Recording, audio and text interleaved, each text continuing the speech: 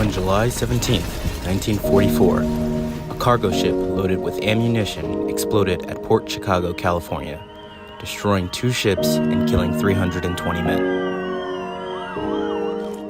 After the explosion, white officers in charge were given time off, while surviving African-American sailors were ordered to clean up the base, remove their dead shipmates' bodies, and restart loading ammunition. 3 weeks later, due to uncertainty about the explosion's causes and lack of safety training, 258 African-American sailors refused to board a ferry to load ammunition onto a ship at Naval Ammunition Depot, Mare Island, California. Despite threats of punishment, 50 sailors persist in refusing to return to work and are charged with mutiny. On August 15, 1944, the U.S. Navy convicts 208 sailors in a one-day summary court-martial for disobeying orders. They receive a bad conduct discharge and lose 3 months' pay.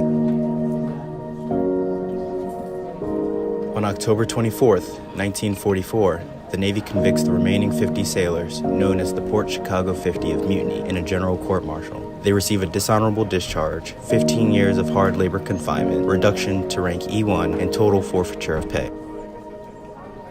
Upon further review, bad conduct discharges from summary court-martial are suspended and pay forfeitures are reduced.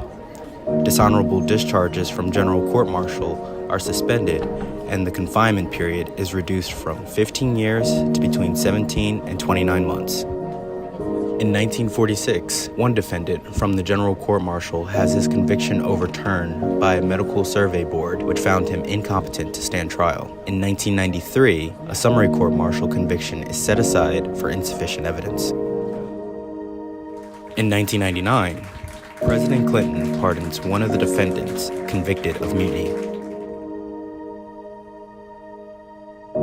Today, on the 80th anniversary of the Port Chicago explosion, the Department of the Navy exonerates all 256 African-American sailors found guilty during the 1944 Port Chicago court-martial due to legal errors compromising the fairness of their trials. This decision demonstrates that while far from perfect, the Department of the Navy is committed to correcting historical injustices within its purview and ensuring all sailors, Marines, and civilians are treated fairly and equitably.